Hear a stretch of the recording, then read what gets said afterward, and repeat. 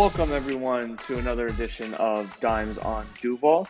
I am joined remotely by Keith Manzi and Skylar Chase, who I believe Skylar is driving from work. Is that correct?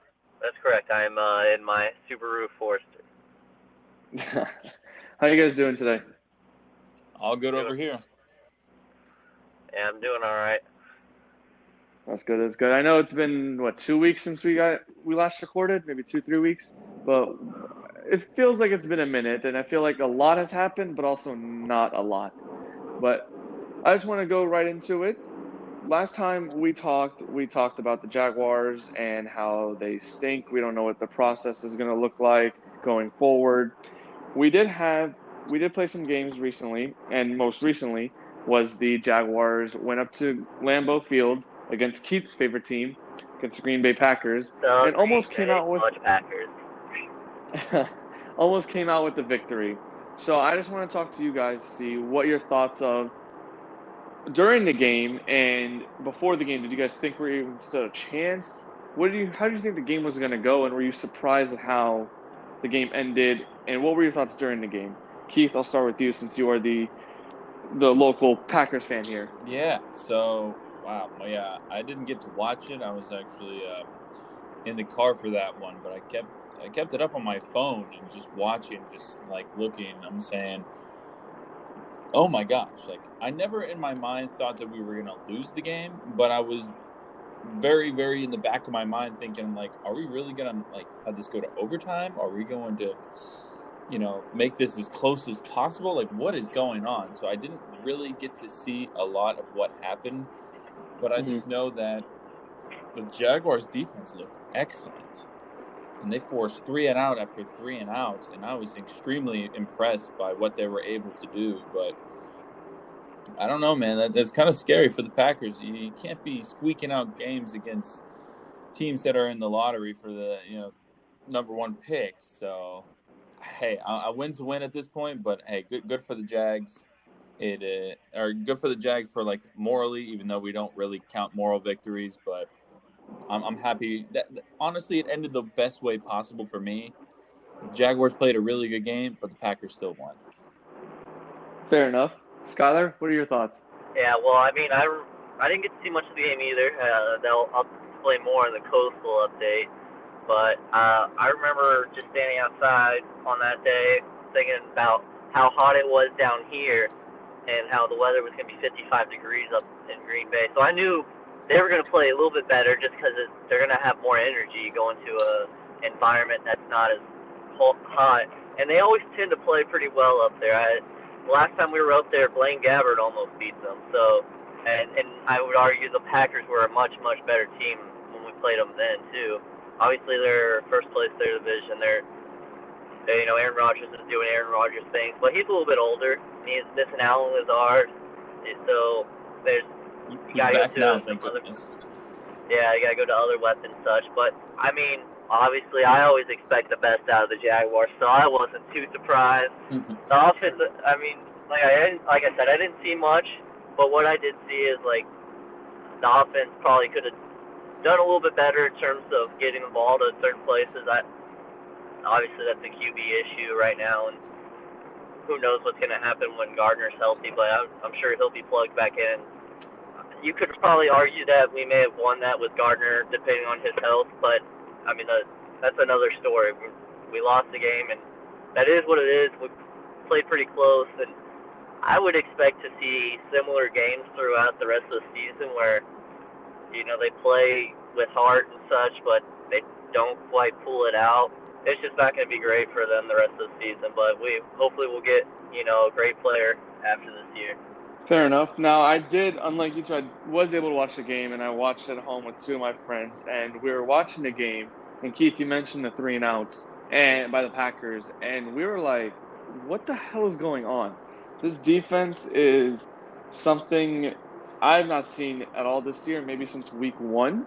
Actually, no, week 1, the Colts were still driving down the field. So this is weird seeing that a high-octane offense in the Green Bay Packers starting off slow, 3 and out, 3 and out, 3 and out, 3 and out. I was like, okay, something's got to give. And then eventually when the quarter changed, when the Packers switched sides of the field and without a doubt, the next play, you see Aaron Rodgers throwing a 78-yard bomb to Marquez Valdez-Scantling. And that's the Jaguars we all know, blowing coverage or even getting beat one-on-one. It was a weird game, but I'm also very happy with how it ended. The Jaguars lost, which is what we need as Jaguar fans to get a franchise quarterback. I'm not saying to actively tank, but it seems like we're going towards that process of possibly not winning another game this year. I don't really expect to win the rest of the season. Maybe week 16 against the Chicago Bears. But at this point, I don't know with our offense. Our offense is not that great. Now, we did play a competitive game, and we were in it until the last possession. So that's something I am looking forward to see, the development of this team. There's young talent all across the roster. We are the youngest team in the NFL. We have talent on both sides of the ball. Now it's all about getting better and better on a week-in and week-out basis and developing these players. Now, I wonder how they feel about almost beating Aaron Rodgers, but they're probably kicking themselves now. And I don't know if you guys saw the quote that Doug Marrone had after the game, but you can tell he is sick and tired of losing. So I don't know if the players are eventually going to win a game or two, say, like, look, we're still a good team, because they're all fighting for their jobs. No matter what, all of them are fighting for their jobs, whether it's because new GM is coming in next year and changing the culture, or even for other teams possibly looking to sign them as free agents. So I do like what I saw from the Jaguars this past Sunday, but I'm also even more happy that they did lose, because it also solidified us as still in the sweepstakes for Trevor Lawrence and or Justin Fields. I also believe we're the only one-win team right now. That is correct. So we are the only one-win team. We have some leeway. I mean, I'm not sure if the Jets will get a win. If they do, that'll be a miracle for us. And I mean, that'd be, might see another winless team in history, NFL history.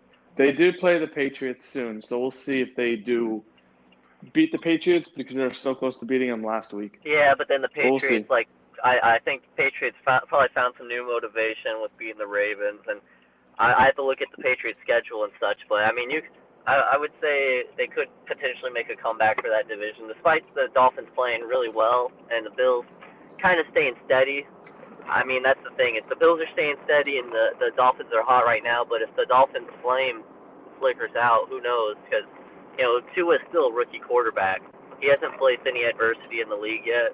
I mean, yeah, he has, but in terms of, how they've gone about the few games he's played, he's done well, and he hasn't really had to be in a situation that's too uncomfortable for him. But I think the Miami Dolphins will probably win that division eventually, but it's just interesting to see the Patriots come back and beat the Ravens after almost losing to the worst team in the league. Makes me wonder about the Ravens, but we'll see. Speaking of their division, obviously we're playing the 9-0 Steelers now. So how do y'all think that's going to go? That was going to be my next question. Great segue there, Skyler. My next question was going to be, do you think the Jaguars can upset the Steelers? The Steelers come into Jacksonville. They play 1 o'clock on this upcoming Sunday, and they are undefeated, 9-0. They have not lost a game yet. They've had a few scares to lose that undefeated season. But right now they're coming into Jacksonville. Their offense is clicking.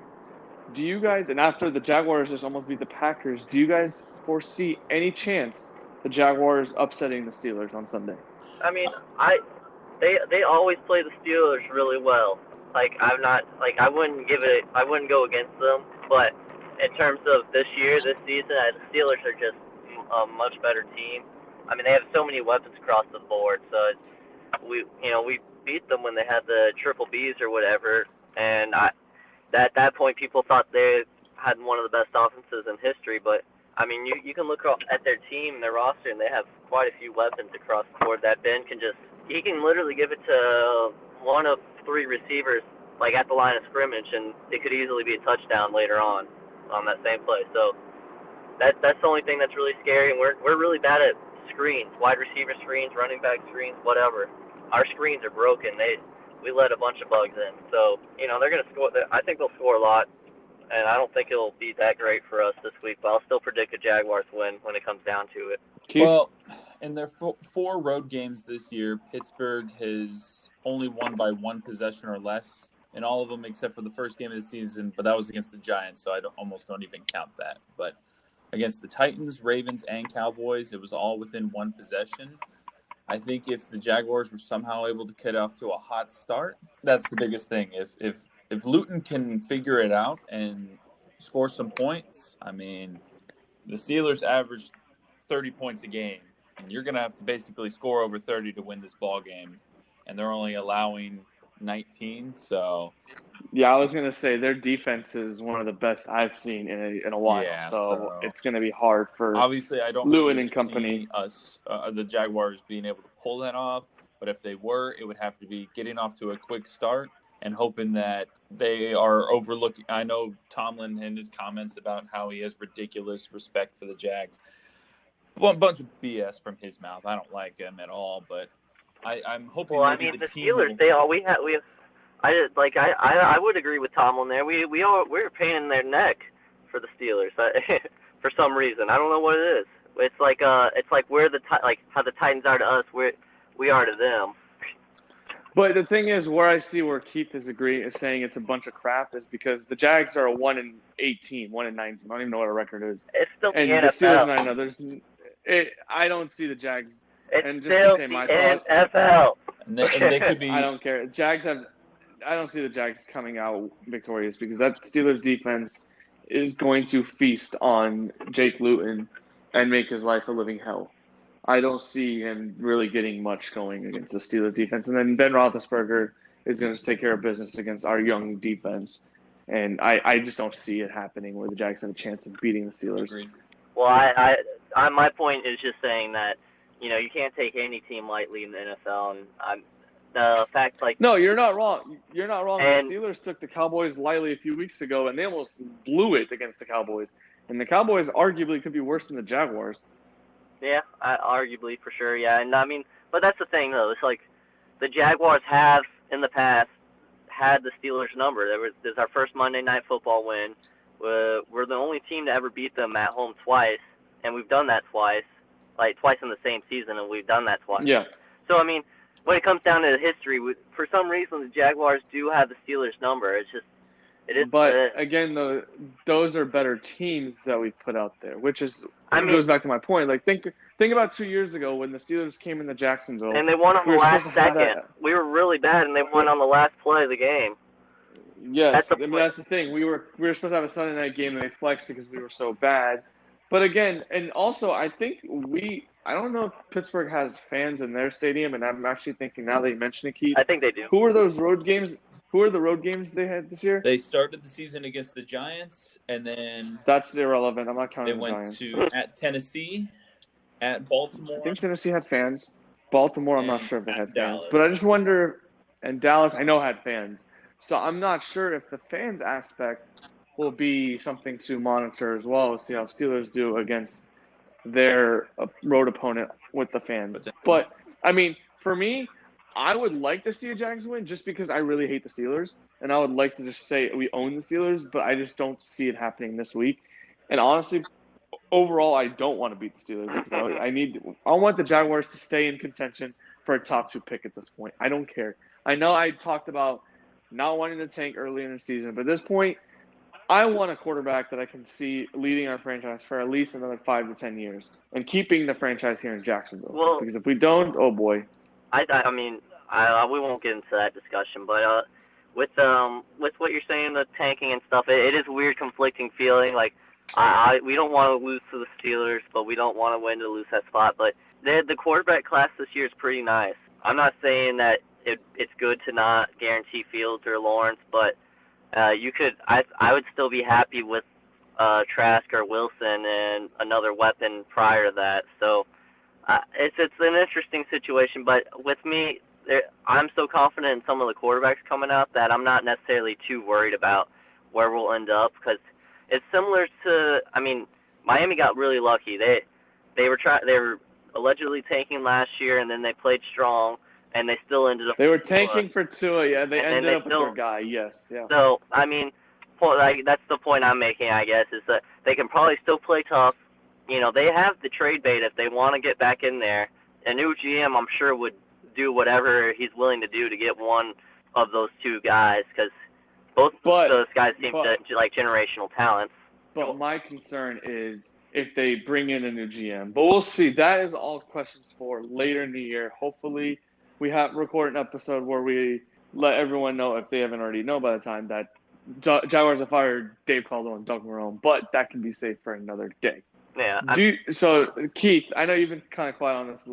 Do you want the Jaguars to win, or do you think that they should lose? What do you think? Nah, I mean, I don't mind them losing just because of it's already a down year for me as a fan anyway. So let the Jags keep losing, let the Knowles just keep losing. So I just can keep some consistency here. So I just the Knowles aren't going to get a better draft pick. I don't know why you want the Knowles to keep it. I mean, I honestly I don't. Well, I don't it's a even lost care season about for the Knowles, but we're I don't not. even want to talk about them. I really tried not to bring up the Knowles, but we're not going to go any further, and I'm not touching any longer on the Knowles. They're going to get wrecked by Clemson this Yeah, we might as well start talking about how amazing Florida is, and how Skylar, you're 2 for 2 with the segues. Yeah. So from the NFL, we go to college football, and the Gators are looking really good right now. Like I said, they are. I tried to tell y'all. I tried to tell you, Trask was going to be in the Heisman candidate running, and he might be a potential top pick later on in the season because I saw this coming. But it's really great seeing 63 points on the board, and our quarterback at the top of the Heisman list, and it's just great. But the defense concerns me still, but they seemed pretty good, solid against Arkansas. But we still have to take care of business against our remaining opponents, and then when it comes down to Bama, I think that's going to be one of the best games of the season, so long as that happens still. I don't foresee us losing to either Vanderbilt, Kentucky, or Tennessee, but college football has crazy stuff happen too. But, yeah. I mean, yep, exactly. So that was going to be my question. So if the Gators presumably win out, like they should, according to their schedule, do you think that the Gators have a good shot at going to the playoff, the college football playoff? Now, I did before see you get into that, do you mean win out, like win the SEC championship too? Oh, good. Thank you for clarifying that. So they win out the regular season. What? If they lose the SEC championship, do they get into the college football playoff? I mean, obviously it depends on the other circumstances in the league, but no, I don't think so, because I think if Texas A&M continues to win out, they'll probably be in. And also it depends on if Wisconsin gets a schedule in, and Ohio State. I think Ohio State's probably going to be a solid playoff team. Alabama will be undefeated, and if they lose the SEC championship, they'll probably be in regardless. So that's why I kind of hope they lose to Auburn or something crazy like that. Well, I mean, Alabama, if they lose the SEC championship, that means Florida would win it. That's what I was going with. If Florida lost the SEC championship. Well, that's what I'm saying, too, is like even if Florida were to win the SEC championship and Alabama made it to the SEC championship, was undefeated, and lost to Florida, I still think you would see 2 SEC teams in the playoffs. I disagree with that. Well, I mean, it's not like it's not rare. I mean, we've seen Georgia and Alabama do it for many years now, and I think you could see it still again. I mean, BYU's playing well, Ohio State's playing well, but I don't know. It's Clemson, depends on Notre Dame, Cincinnati. Those are all other. Gosh, I hate Notre Dame. I don't think Notre Dame's a top 5 team. What? But I don't. I disagree with that. I would put Cincinnati above them. Why? Would you put Florida above them? Yeah, I put Florida above Notre Dame. What? No, I'm in my car. I just got off work. I can't be. They beat Clemson. Yeah, sure, without Trevor Lawrence. They beat. Yeah, I understand that. And they had to go to double overtime, right? Like, it would have been better if they lost to Clemson without Lawrence, because then it would have been like, okay, yeah, they can't even beat a guy like the team when they're fully healthy. So wait, hang on. No, wait. You're saying for Notre Dame it'd be better if they lost to Clemson without Lawrence? It'd actually be worse for them. No, I'm not saying that at all. I'm saying better for me to better for the Gators. Well, to prove my point that they're not good. The fact is they went to double overtime and they're playing Clemson's backup quarterback. I'm not saying he's a bad player. Who's still a 5-star recruit and a very, very good quarterback. Understandable, but it's not the same as beating Clemson with Trevor Lawrence, obviously. Had Trevor Lawrence played, Clemson would have won that game no problem, in my opinion. Like, there wouldn't have been any issues cruising past Notre Dame. Notre Dame probably would have had their soul sucked out of them they would have had to pray for 50 Hail Marys and, ask for forgiveness for how bad they played against Trevor Lawrence. They held a Heisman candidate, Travis Etienne, for 28 yards. 28 yards. That's great, but that's not Trevor Lawrence, though. That's not Trevor Lawrence is Clemson's offense. They're both Trevor Heisman Lawrence is probably candidates. what gets. I understand, but Trevor Lawrence is what gets Etienne space and such. You That can't. doesn't make sense. Respect. He hands him the ball. Yeah, but if your defenders are backing up, expecting pass, knowing Lawrence can do anything, you're going to have less defenders in the box. If you have not Lawrence at quarterback, whatever his long name is, he's not going to beat you over the top quite as much as Lawrence would have. Lawrence would take advantage of any and every mistake you make in your secondary. Lawrence would have audibled from any run position play that would not have worked into a pass play that would have benefited Clemson, as opposed to continuing with a run play that may have gotten stopped. That's where the expertise of Lawrence comes in. His knowledge about football and understanding what defenses are trying to do is far superior than most college quarterbacks that we've seen in the past, and that's why he's been hyped up so much. That's just why Clemson is so much better than every other team, and they're able to do so much more. It's just because of his understanding of what the other defense is doing, and he's able to get in and out of plays that are proper for their offense. So I understand what you're saying, but at the same time, it's not the same. Lawrence would have beat Notre Dame by 21-plus points. It's like if we had Emory Jones in against Arkansas, we're not winning 63 to whatever. We're probably still winning like 40-something to whatever, but that's probably 3 less touchdowns off the board because of a player. Okay. So that's all I'm saying is Lawrence adds to the spread. Lawrence adds 15 points to the spread, in my opinion, regardless of who he's playing. I will halfway agree with you and halfway disagree with you. I will agree with you. Well, you don't half-ass anything, Keith. You need to whole-ass this. Well, I'm half and half because, of course, with the quarterback situation, sure. All right, I'll give you the fact that, they're going to play towards him. They have more film on him. I understand that. But we can't ignore the fact that the dude still threw for 439 yards. He almost has 1,000 yards on the season already. He's completing 68% of his passes.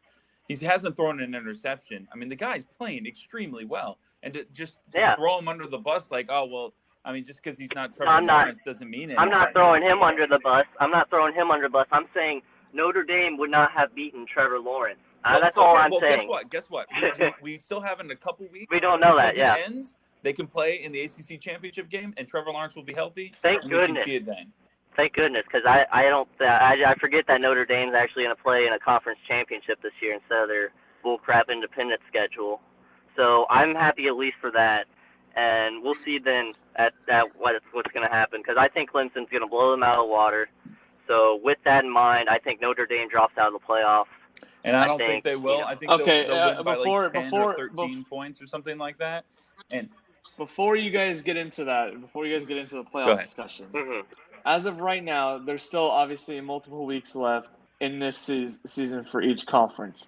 So as of right now, I wanted to bring up a tweet that I saw from the ESPN college football account. I think it was CFB. They tweeted out a projection based on their playoff predictor of chance to make the college football playoff. Now, as you guys know, as of right now, 4 teams make the playoff. So I'm going to name off some teams and tell me what you guys think. I know you guys already had disagreement about Notre Dame, so we'll skip Notre Dame. But Alabama, 89%. Do you guys think it's a good one? Yeah. 89% to make the playoff. Yeah. Like I said. Ohio State. Well, I was just going to reiterate, like I said with Alabama, even if they go undefeated regular season and lose in the SEC championship, I still think they would get in. Ohio State, 61%. Yes. What are you guys thinking? Yeah. If they have a full season, because right now the Big Ten is sketching me out with their. We're just gonna pretend like it's a yes. Okay, Wisconsin at 55%. No. I agree with that as well. Notre Dame, you guys are both stated. I got Clemson over them. I say Notre Dame and Clemson are both in. Notre Dame and Clemson are both in. So Keith, you're saying Bama, Ohio State, Notre Dame, Clemson will be the final four. Keith, you're saying Notre Dame loses in the ACC championship, and Notre Dame and Clemson are the 2 conference teams that get in, as opposed to Florida and Alabama. Correct. If Florida were to beat Alabama, you don't think if Florida were to beat Alabama, you don't think those 2 conference teams would go in?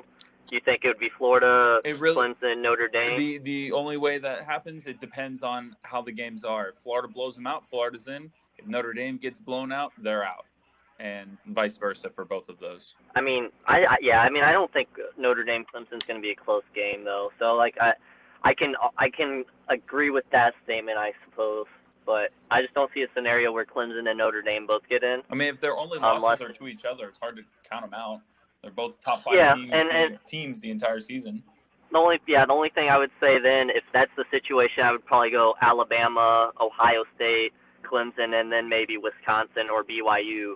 So that's where I was going next. So the next team I had on the list, Notre Dame at 49%, Clemson at 43%, Oregon at 30% making the playoff, BYU at 25%, UF at 18%, Cincinnati at 12%. UF is low because they had that loss to Texas. They had that loss to Texas A&M.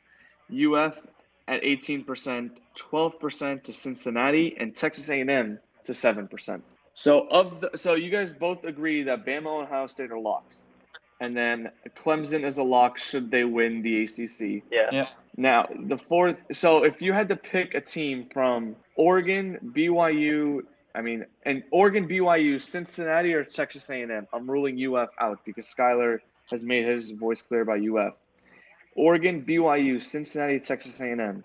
Of those 4, who do you think has the best chance of making the college football playoff this year? So in the scenario where Florida doesn't win, I'm assuming Alabama wins. Yes. And Texas A&M continues on with their stretch. I would at that point probably go with Texas A&M unless if BYU is still undefeated. But I have to look at their schedule. So, but if BYU is undefeated, I got it right here. Sure, go for it. UNA, which is North Alabama, excuse me, God. and San Diego State, and postponed Army, who's 22 overall. Okay, so they're going to go undefeated, and so I don't know. Actually, it's going to be between them and Texas A&M. I guess it depends on how the games go for Texas A&M coming down the stretch. How upset would y'all be if y'all saw Jimbo Fisher in the playoffs? I wouldn't care. You wouldn't care? Okay. I would be like, yeah, I have no feeling. It'd be like Florida seeing Urban Meyer win Ohio State. Yeah, I think that's got. If Texas A&M plays well and beats everyone that they play throughout the rest, and Alabama beats Florida, I think it's Texas A&M because Texas A&M's only losses to Alabama and BYU. I mean, they'll be undefeated, but their strength of schedule is just not what it is. Like not what Texas A&M's is, and that's a big part of the playoff committee. It's an eye appeal test now more so than ever, but you never know which way they're going to go. So I would say Texas A&M probably has the best chance. So okay, so you're picking Texas A&M. I pick BYU. Yeah.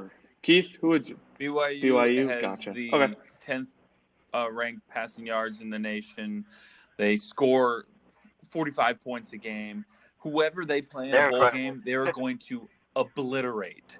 And I'm stealing that from Sports Bar Pod, too. I'm pretty sure Scott was the one who said that as well, because BYU is just playing out of their minds down there. And that Zach Wilson's like I said, with the quarterback class this year, I would be not disappointed if we ended up with Trask or Wilson, later on in the first round. Yeah, speaking of drafts. So, speaking of drafts, again, Skyler's on fire with these segues.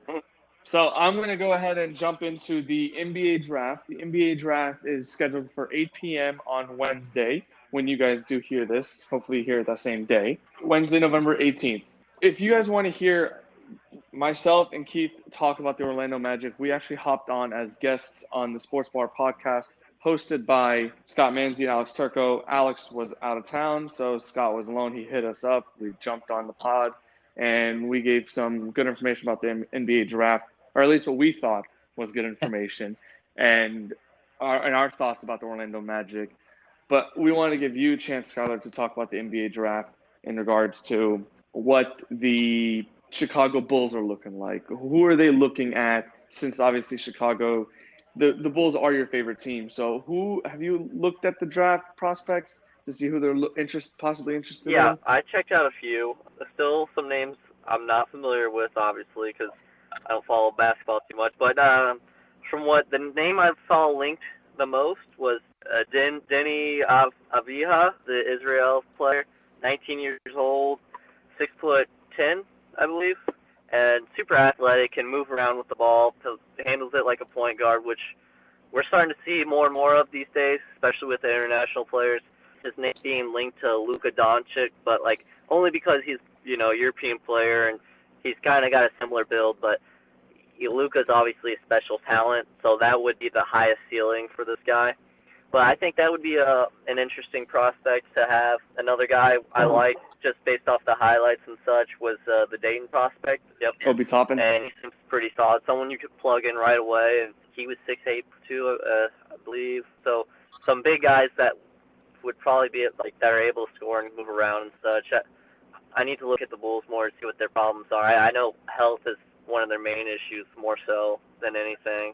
I actually got a funny story for y'all, just in relation to the Bulls. I had this customer come into Coastal, and he was talking about he just lost some money to his buddy down in Palm Coast golfing with him. And this guy's like an angry New Yorker, and he's just swearing up a storm. And he saw I had a Cubs hoodie on, and he's like, "So you like all the Chicago teams and all that?" And I'm like, "Yeah, I root for the Bulls, Blackhawks, but not the Bears or White Sox." And he's like, "Well, you can't root for the White Sox or whatever." And then nonchalantly, very casually, he's like, "Oh, by the way, the guy I just lost to in golf in Palm Coast, he just got a job as and he's like stuttering as he's thinking, I'm just waiting. And he's like, he just got the job as a head coach for the Chicago Bulls." I'm like, "You mean Billy Donovan?"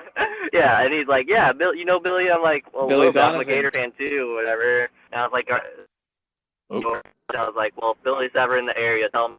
That'd be awesome. That would be a head coach of my favorite team came into Coastal. Yeah, that would be awesome. But yeah, so that would be really dope. Yeah.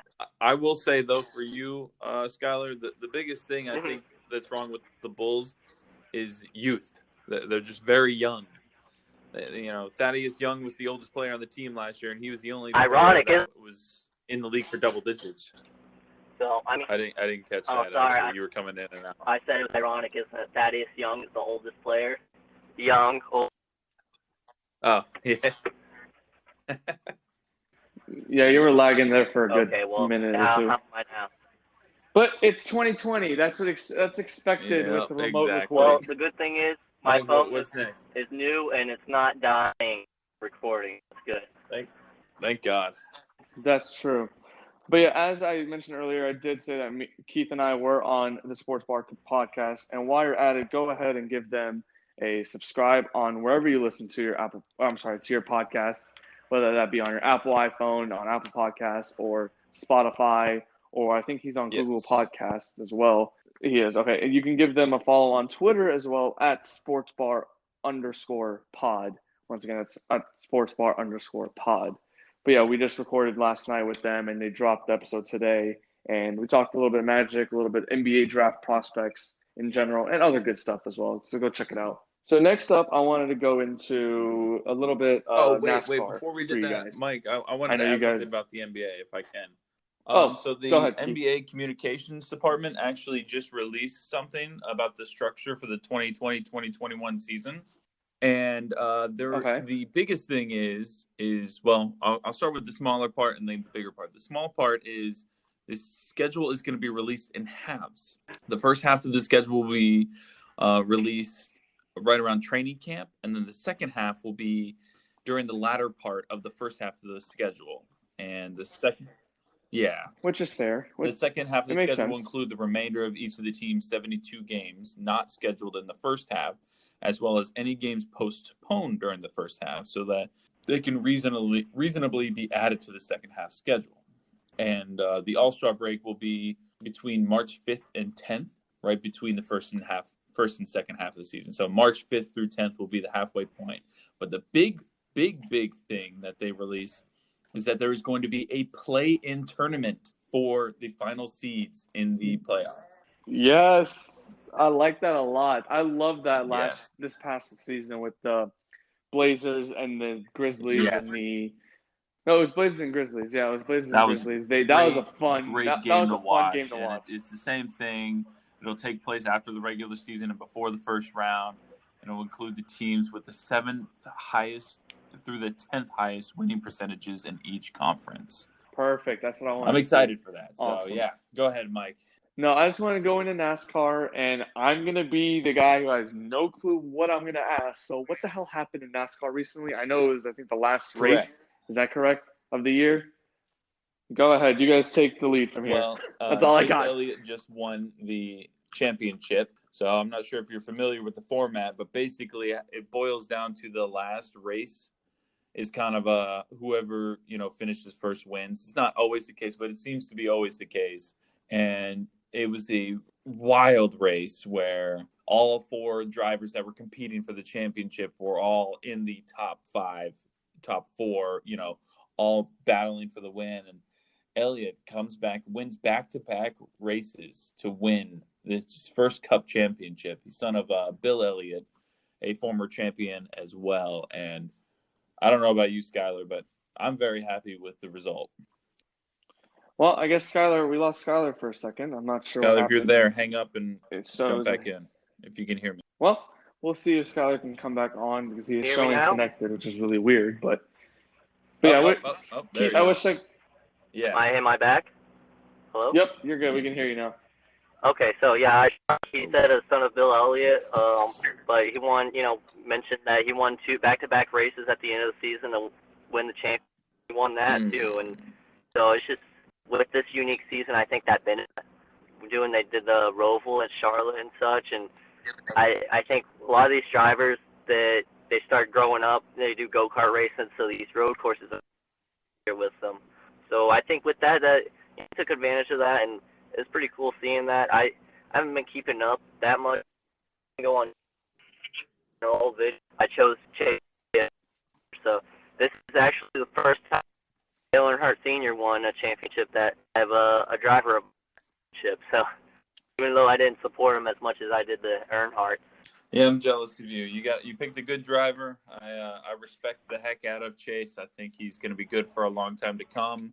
Skylar, you and I might have to do our own little episode and just talk NASCAR for a while because there's been a lot of moves this season that I really want to talk more about because, oh my goodness.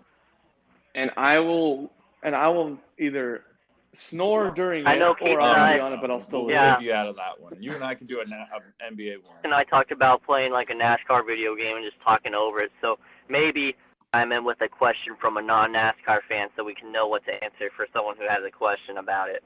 Because I think that's one thing. It's like, there's so many questions about NASCAR and only so many people you probably would feel comfortable asking because everyone that watches NASCAR, most people, they're understand those people sometimes. And well, we're going to help you. We're going to help anyone we can learn about NASCAR because, it is fun to watch when everything's going great. Racing is racing, and nothing really beats the excitement. Guys bump back and forth and go around the track. And I know it sounds boring to a lot of people, but boy, it gets my juices going. That's all that matters. As long as you enjoy it, that's all that matters. And speaking of what you enjoy, Skylar, if you don't mind, just give us a quick update of what's going on at Coastal Indoor Golf, our sponsor. So just give us a quick update, like a minute or so. Coastal has been doing a lot of mobile events. We actually have an affiliation now. We're kind of partnered in a way with someone, but we have a mobile company called Party Anywhere, powered by Coastal Indoor Golf. So as of recent, we've done quite a handful of mobile events within the past month span or so. We actually have one tomorrow at Jacksonville Golf and Country Club. But the reason why I didn't get to watch Jaguars games, I was at K9 Social over in Riverside, Sim, and that's going to be there for about a month. So people can actually go to K9 Social, take their dog, have some beer, and golf on one of our simulators at the same time. And Riverside, so you don't even have to come to the beaches anymore just to play. And that's something that, could be something, but that's doing a lot of mobile events right now and starting to pick up during this holiday season and during the COVID and stuff. And we can take a sim, put it in your backyard if you wanted to do an event party or whatever. Another event we did was at the Winterborn Inn in Orange Park, right on the river. And unfortunately, that one was really windy, so we didn't get to set up right on the river. And we have a tent that inflates, and we put it over our sim as protection. And that thing was picking up like a parasail. So tomorrow the wind's supposed to be high, but we have a bunch of sandbags prepared for. Yeah, just a bunch of. I'm not sure what we can say, us three can say about where we're going to record in the future, but at our future spot, there could be another sim there too. Let's keep it on the DL for now. But if you guys want to check out Coastal, like Skylar said, you don't have to go out to the beaches. You can go to Riverside. You're gonna have it at Canine Social for the next month Yeah, or that's so. gonna be for a month. So definitely feel free to check it out at Canine Social. Yeah, so go there. Oh yeah, it's Skylar? there for the month right now. But if you go there plenty, it's gonna be there longer. So, if you want a golf simulator, Riverside area, if you're somewhere over there, and you just want somewhere quick to go play Pebble Beach while playing with your dog, I'd recommend going there quite often, and then that might be a permanent fixture that you could see across Jacksonville and such and other bars. Let's hope that it is. Do you guys have anything else? I'm good over here. Yeah, no. All right, for Oh, I was Skylar saying Chase. I'm good too. Yeah. Yes, appreciate everyone. Also, guys, we are in week 10 now. Or no, we're about to be in week 11. How come no one has hit the damn score of the Jaguars game? Come on. We have a free prize pack to give out. Someone get this prize pack off our hands. We're not going to say what it is because now I found out recently what is in it. It's a good pack. So let's go ahead and get into it. Let's give out these prize packs, and hopefully only one of you hit. We don't want to give out the multiple. Just kidding. But for Skylar Chase, for Keith Manzi, this is Mike Yaji signing off. Thank you again for listening to Dimes on Duval.